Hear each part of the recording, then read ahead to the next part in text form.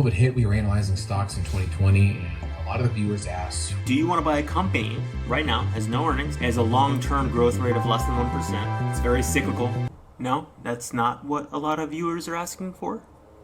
Guys, besides some mums and ahs, what you're getting in this video is an unedited response to Everything Money's video on Carnival Cruise Lines. Please make sure you stick around to the end, because that's where I'm actually going to break down the stock, whether it's attractive to invest or not. I'm going to break down why Paul is wrong. So now let's get back to what the viewers are asking. a lot of the viewers asked, which ones do you love? It fell a bunch. We didn't go on a bonanza of buying. But right off the bat, you love Southwest, and you saw something in CCL. By the way, both companies have not recovered from pre-pandemic levels. Just putting it out there. Cruise that attracted you. So per your teachings, I fell in love with this. Made a bunch of money on this run out. My son Gio bought a CCL. We always talk about this because it still hasn't really recovered. I'd love to get your thoughts on Carnival Cruise. By the way, buying almost any single company last year in March, April, you've done well. So that's not saying much. Let's move on. Putting the ticker price, the future, and how the fundamentals look, because it looks ugly behind you there, Paul. So speaking of cruise lines, please follow me on Instagram. That's not a good time at all. That's the point. It's like Howard Stern when he goes like, speaking of, when my grandmother died. Oh, by the way, it's 11:24, 74 degrees. Speaking of cruise lines. So speaking of cruise lines, please. That's actually, I don't know if you guys watch Howard Stern, but that's actually like famous scene in his movie Private Parts. But go ahead. It's on Instagram where we're trying to get our blue check mark. For those of you who are hating, say give us the damn blue check mark. Please get somebody at IG to give it to me. So Carnival Cruise was a company. So first off, those of you who understand the 8 pillars, who've been with us before, yes, this is bad. So we use these 8 key metrics to see if we want to invest in a company. They're very yes and no. We use it to say, should we go further and do more research? The more green check marks, obviously, the more attractive it is. But it doesn't mean all the time that we're going to buy, even though it has all check marks. Just like here. I want to give Paul credit for being flexible with his 8 pillars. Like, you watch the channel, you're led to believe that you need to find companies that have all these green check marks, and those are the companies you need to be invested in, or those are the ones you should look at to maybe invest in. Red X's, it tells you I don't have to look any further. It doesn't even meet my minimum stated criteria. So I'm just glad he's like, okay, this is not something that hits all the boxes. It actually hits no fucking boxes. But I like it anyways. So I'm going to give him credit for that. Let's keep going. I own CCL and have puts on it, which means I'm trying to buy more shares, and it's all 8 check marks. All 8 X's. Why is this, Seth? They have had the worst possible thing to happen to a cruise. Literally, I think it would have been better for them if a cruise ship had just run aground, exploded, and everybody on board had died. It would probably be better for their business. Happened in the last year. Right? You can at least explain that to a one-off, saying, hey, it was a rogue captain. Sorry about that. Our bags, we got you. I just don't, this is literally a pandemic shutdown. Yes. So since then, when I first looked at, I'm not going to get the numbers right now, but when I first looked at Carnival Cruise Line, I thought it was worth about $50 or $60 a share when stabilized. Yeah. But then they went and issued a couple rounds of shares, and I have it now in the low to mid 40s. So at $21, it's still attractive for me to buy it. I can still double my money because I think it'll be stable in the next 2 to 4 years, right? And that's your goal here. Even though the X's are all here, you still want to figure out a way that what's this? These X's are here because of a one-time fluke of the business, right? It's a one-time fluke incident that they couldn't control. They had the biggest cruise line at the time, the least amount of debt relative to their revenue versus all the other cruise lines. I just believed in that. Now, if we have another shutdown because of the Delta variant and they issue a...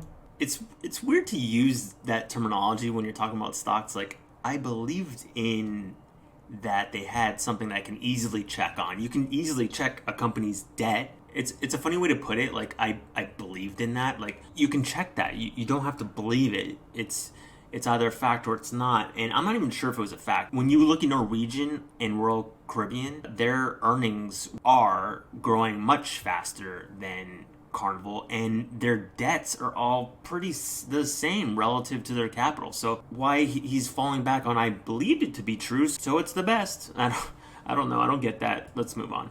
Now, if we have another shutdown because of the Delta variant and we had to issue a lot more shares, it's going to keep driving the price down because they're diluting owners, right? Yeah. But I'm still okay at $21 a share.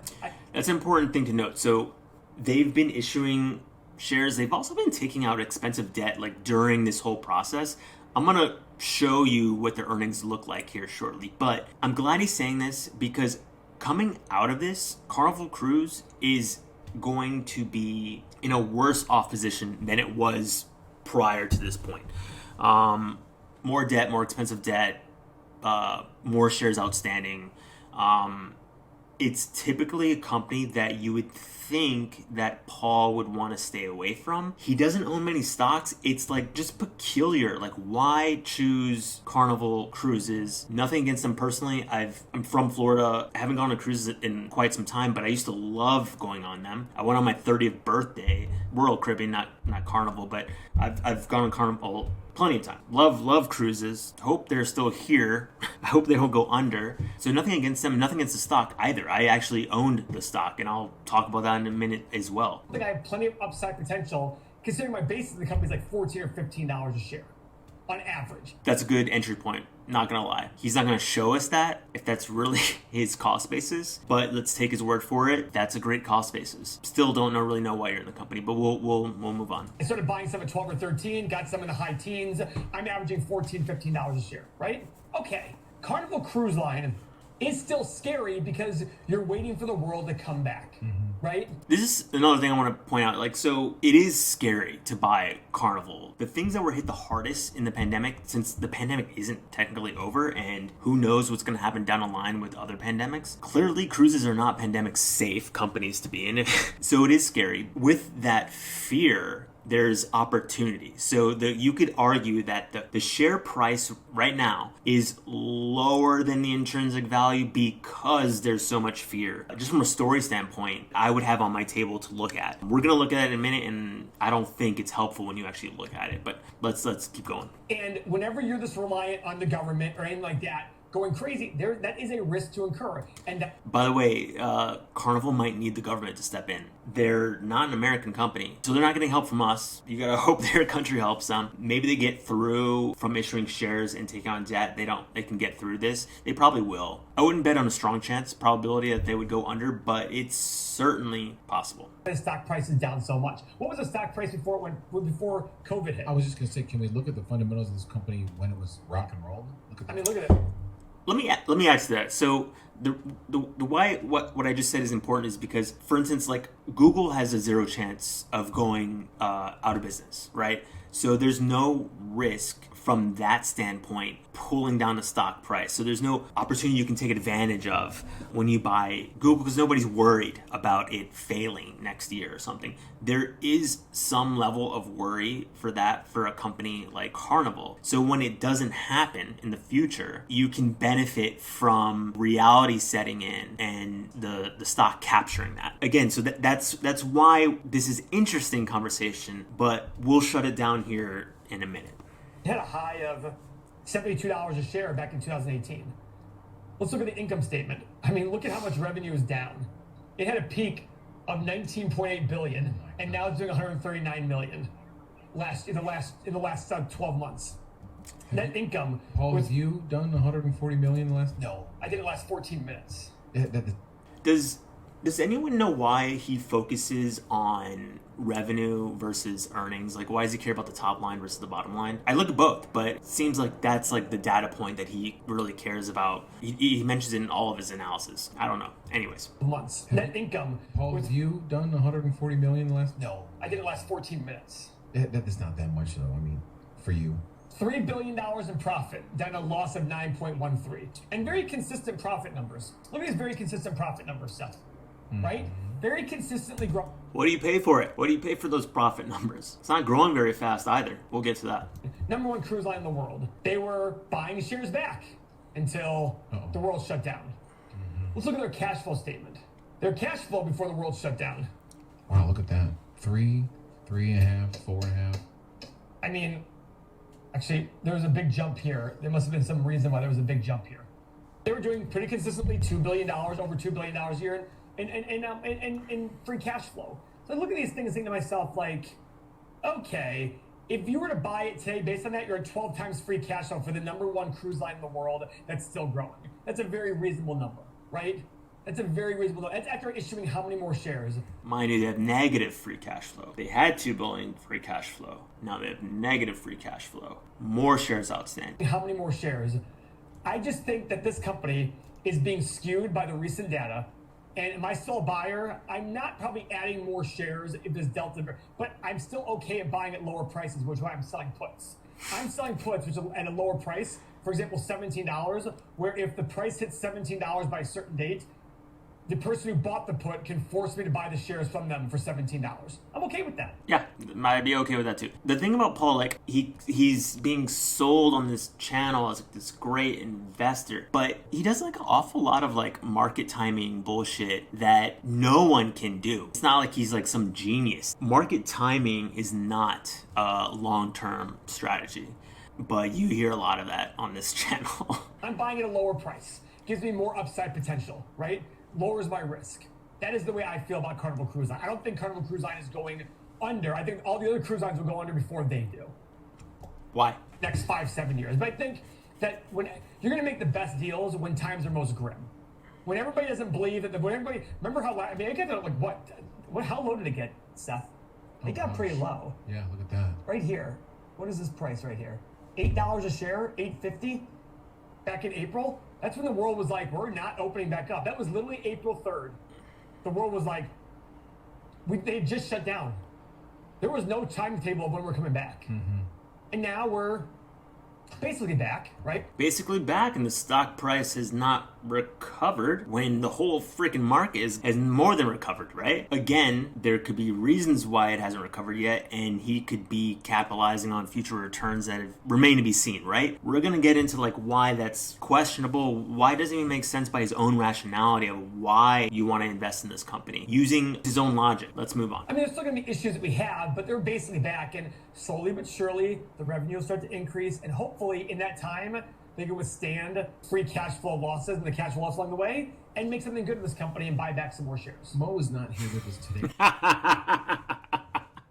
That wasn't that funny. I over laughed there. That's true. All right, so they issued like I'm remembering headlines because I invested in this company last year. So I think they issued like $1.5 billion in shares last year, and I think they're maybe doing another $500 million this year. I could be wrong about that. Just check it. I'm not gonna fact check on the spot here, but basically what he's saying is that during good times they have $2 billion free cash flow, so they need to spend a full year of good times free cash flow to buy back the shares that they issued last year and this year, just to get back to their share count they had going into the pandemic. And that's 100% of the good time free cash flow. Now, are they going to use any for debt or for other operating expenses? And then there's, other things to think about spending free cash flow on, right? You're going to put 100% just to buy shares back. Okay. He's on vacation. He's actually at a Bitcoin conference in Boca Raton. You know that. Yeah, he's really I doing do his know due that. diligence on Bitcoin. But if you're interested in trading CCL in terms of a faster pace, you can join our Patreon below. Join that Bitnass Nation, Paul. We have 5,300 patrons, 700 or 800 of which are in the Bitnass, and they're talking. Our Discord is firing off like how many messages a minute? I mean, and it's incredible. These people But are it's a talking. very organized Yes. method. There's 50 or 60. We just started a book club, which has become a very popular thing. But we have a great Discord community of people who want to talk about investing. We've got a mobile app, which most of these guys don't even have mobile apps. This is for our software. If you want the data behind Paul, you can get it right now. Paul, keep telling what they get. Go ahead. So we created the software because everybody who watched our videos earlier on was like, hey, where can I get that software? And I was using HyperCharts. So we decided to make our own software. You get the mobile app, 8 pillars, 30 years of financial data, stock analyzer tool, daily exclusive content that's not going to be put on YouTube, access to all of us, real estate calculators, stock screeners, the Discord community. So all my best investment decisions happened before I started using a big data set. The data sets made me make worse decisions, but I don't want to hate on them too much, but we're about to break down this stock in a second. So for many years without ever looking at any of this stuff. I mean, it's incredible. Well, you didn't know any different. No, that's true. I thought I did. I actually, in my circle of friends, I actually thought you know how many messages? I mean, you guys see how many messages I get every day on Instagram? Paul, I've had people say you're doing the Lord's work. I'm like, well, I don't know about that. Which Lord? Yeah, but I'm sitting there saying, like, people really appreciate it. And then other people are like, you're an a-hole. A mutual friend of ours, Paul, just 3 months ago had his money in a very high yield bank dividend fund getting 1.5. God's work, a-hole. I think he's closer to the a-hole, to that side of the equation. And I think he would agree. Percent back a actually year, pretty high. And now he's trading. In the bid and ask. Options. He's in the bid and ask. He's reading books. Well, it's more useful than being a read doctor, books. I'll tell you That's that fine. right It's now. true. So, all right, final take on CCL, Paul. The issuing of shares is concerning. I'm still happy at this price. I'm selling puts. If you're not selling puts on it because it requires 100 shares at a time, just be patient. Pick a plan for how you're going to buy it. Pick a price that you're willing to buy at, and buy every month as long as it's below that price, and build a nice position. All right, guys, let's break this down. I'll show you what I'm talking about, stuff I look at. All right, this is Carnival Cruise Line's chart. We're looking at a period from the year 2000 to right before 2020. So this is like, from a cherry picking standpoint, the prettiest picture. You have 5.5% growth. So this is Royal Caribbean's chart. They've grown 7.75% during the same time period. All right, so back to Carnival. Yeah, so they're 2.25% annualized earnings growth as compared to Royal Caribbean. That's almost 50%. It's almost 50% better earnings per year growth for this time period, because when we expand past December of 2019, things change, right? So anyways, I want you to look at this is the nature of the business during good times, right? That you're looking at. When you do something like Paul looks often at like the last 5 years. It's gonna look like a totally different company. This company is very cyclical. So when you look at periods like this, that looks super attractive. You've got 18.5% annualized growth rate for this snapshot. But expanding this company, building new ships is very capital intensive. They're recession susceptible. So this is not a company that you want to really hold on for too long, because anything can drag it back down to reality. We had peak earnings going into, so this gray column here is the Great Recession. This little gray column is the dot-com bubble. You had peak earnings going into the Great Recession. You didn't surpass that till 2016, 9 years later. You got to think about that, right? So now we've got a new thing.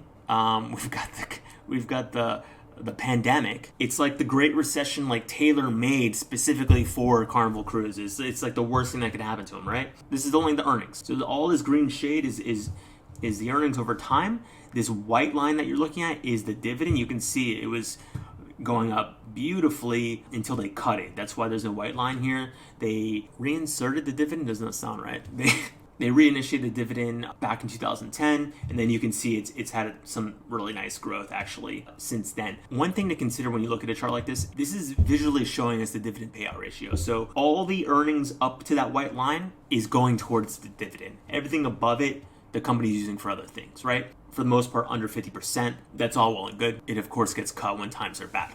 All right, so let's expand the chart. We're going to look to see what happened after 2020. And here we go. So earnings off a cliff. Now, we all know that. That's not anything that's new information, and Paul knows this. What matters is what we pay for the stock. Future earnings, future cash flows, as Paul would say, discounted till now. Like, what are we paying for, right? That's what matters. So let's put the price back on the chart. Boom. There's a few things to point out here. I was invested in this company. I have videos on this channel. You can go back and look at them. You can, try to be cute and get smart with this. And you can see that there's opportunities here when you're buying low. And this is in Paul's defense, right? So you can buy low in this company and have great annualized returns. 17% annualized returns for 9 years here, right? Another thing I want to point out is for the life of the stock on this graph, so from 2000 till now, you've only had 3% annualized returns. That includes dividends. So all these dividends you got along the way for freaking 21 years. 21 years. 3%. I mean, I am sure you could have bought long-term bonds back then for a better return than that. But Paul wouldn't have bought then. I'm not saying he would have. He's saying that he's buying it low, right? But when he's talking about low, and I know he says he doesn't look at the stock price, but what he's doing is saying, hey, the stock is down 61% and things are going to return back to normal. So yeah, he wouldn't buy it right at these levels, $21, but if it gets down to, 14, 17, 19, whatever he said, you can expect good returns from then on. There's a few things we have to point out, though. The thing I like to do is you compare it to history, right? So had you bought at the very, we don't know what the very best time is here, was, it could very well end up that, buying in October of 2020 was the best time, right? We don't know until earnings return and it all plays out. So we know the best time in during the Great Recession, right? $18.19. And even if you bought then, right, you would still be earned 6% annualized returns. Mind you, that's after the share price dropped over 60%. So that's pretty good. That's really good considering. And it's because you bought when the stock was cheap. All right, so what was the price back then? So the price was $18.19. The PE, $6.52. That's pretty good. So now we can take that number and compare it to if you bought the stock now. All right, we're going to do that in a second. But first, I want to cut off more of the chart just to illustrate something here.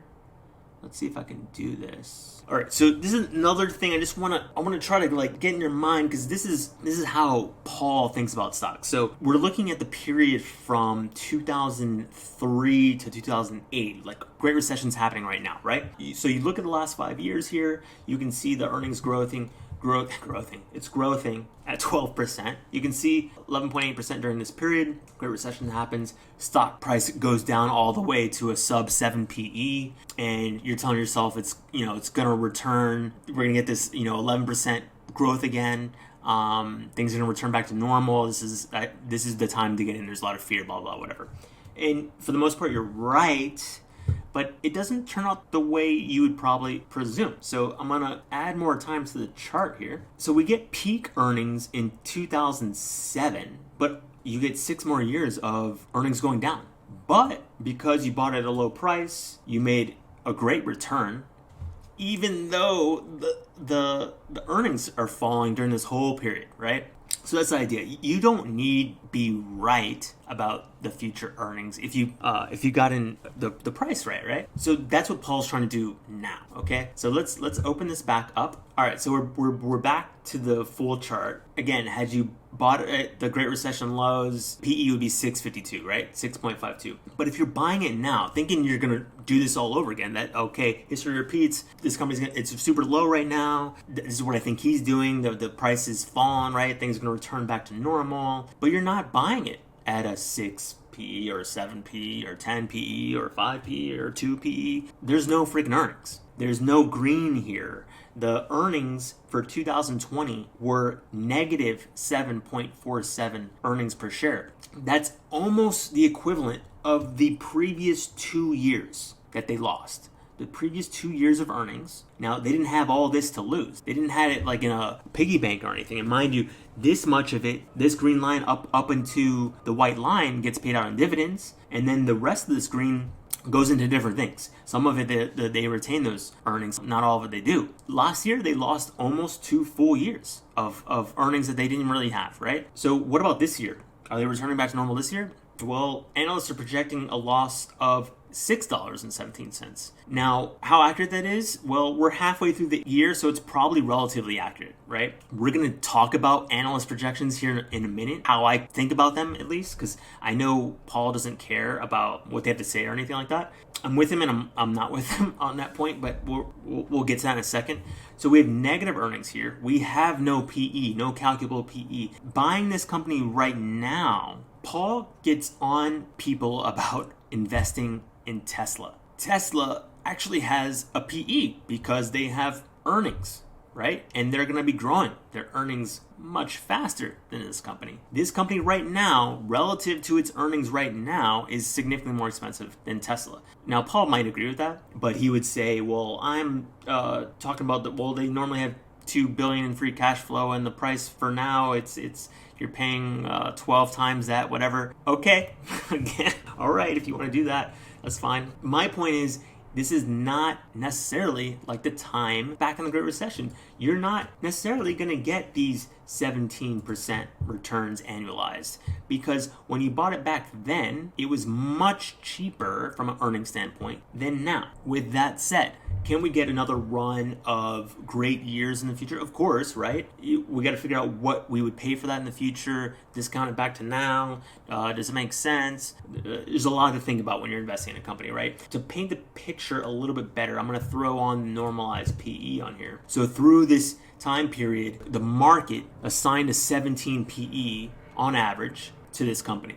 You see, there's no blue line here because you can't calculate the ratio because there's no earnings, right? But let's say we are able to return to a 17 PE in the future based off future earnings. It's possible, if with these assumptions, if they're correct. By the way, I double checked these earnings estimates compared with Yahoo Finance. They're about the same. They're a little bit different, but about the same, just if anyone's wondering. So if these earnings come true and the market slaps a 17 P on it, it's definitely possible in the year 2023, we have a share price in the low 30s, and that would give you a 17% annualized return. Totally possible. It's also possible that, the stock can get crazy expensive. I think it's crazy expensive right now, but I'm saying compared to future earnings, where you get something that's because it's growing so fast, and this isn't a fast growing company, but it might be fast growing for a 3 or 4 year period. Case in point, so we have 23 years on the chart here, and the only reason why we don't have negative earnings growth is because analysts are projecting future earnings, right? So even with their future earnings that they're projecting, the annualized growth rate for this 23-year period is less than 1%. Do you want to buy a company right now, has no earnings, has a long-term growth rate of less than 1%? It's very cyclical, very recession susceptible. Do you want to take that much risk for maybe a 17% return? There's some chance this company doesn't even have any future earnings. It certainly has a lot of debt. Now it should load of shares, so it should be fine to get it through past this, assuming there's not like this pandemic world in the future that we're not yet pricing in, right? Because no one believes it's going to happen. All right, so you understand it can grow fast for short periods, doesn't really grow fast for long periods. So really, is this a good entry point? Well, if you compare it to the Great Recession, well, it's tough to really say because there was actual earnings back then. Also, oil prices are a big deal for cruises too.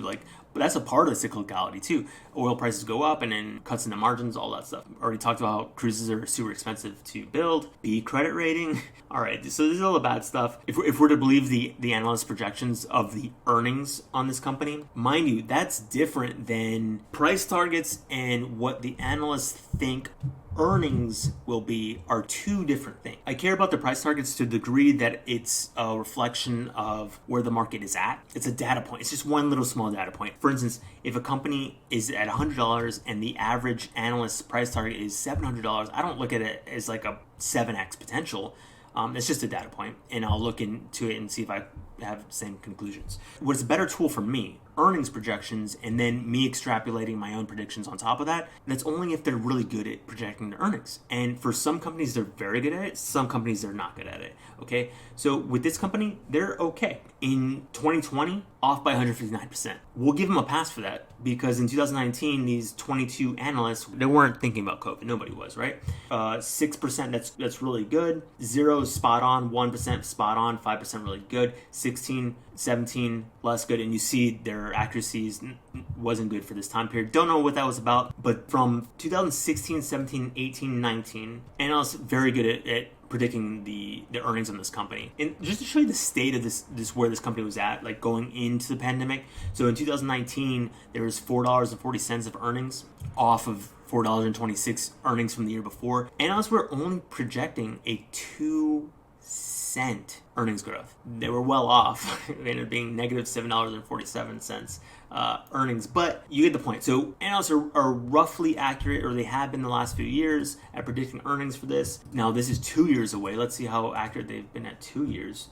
2 years, 10, 1, 0, 13. Actually, not bad either. So the last 4 years, beyond that 4-year period, they're pretty far off. But for 4 years, not bad. So you can lend some credibility to them saying in 2023, we're going to have earnings of $2 or almost $2. So what you're saying is you're buying it now for 12 times 2023 earnings. Okay, whatever. There's an opportunity here. Yes.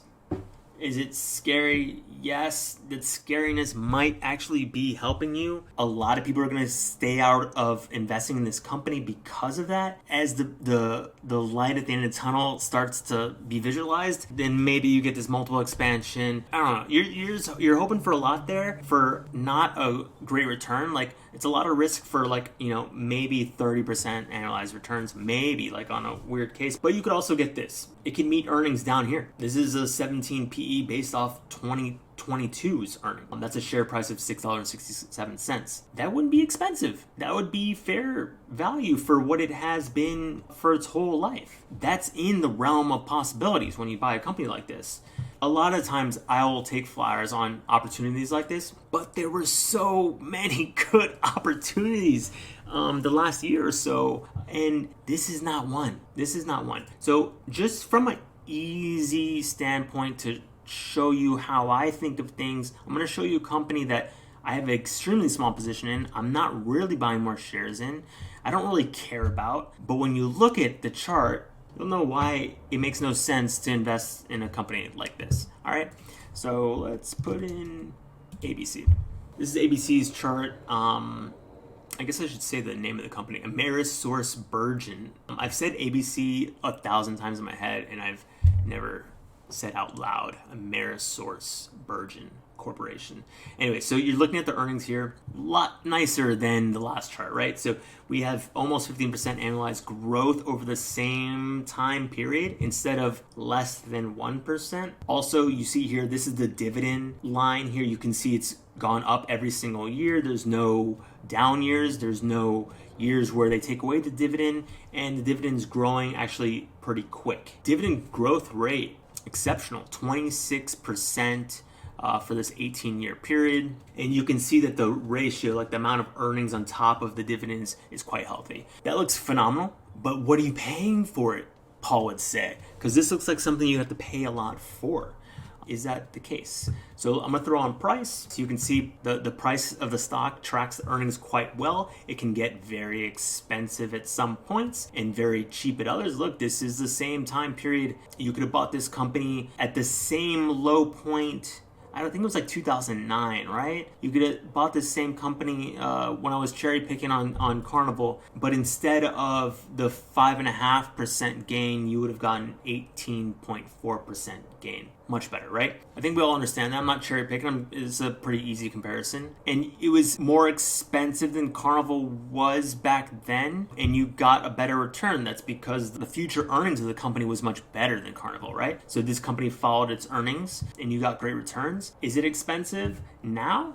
Let's look. I'm going to throw on the normalized PE line. You can see historically the market has put a valuation on this company of less than 17. So Carnival was like 17, a little higher than 17. Historically, this company has actually been cheaper. Kind of mind-blowing, but true. Now, let's say you bought now and it returned to its average PE price for this historic period, 26% return. Doesn't that seem more likely than in the last chart we were looking at? I'm basing that off some assumptions. A lot of investing is assumptions, right? The only real difference between me and Paul is assumptions, okay? When I say that there's a good possibility of 26.7% returns, I don't actually think that. I'm just saying this chart is showing that. This looks like this makes a lot more sense than the Carnival chart. But what I'm assuming to get those returns is that we get 70% earnings growth this year, that we get 15 this year, 7 the year after, and that we return to a normalized PE of 16.5.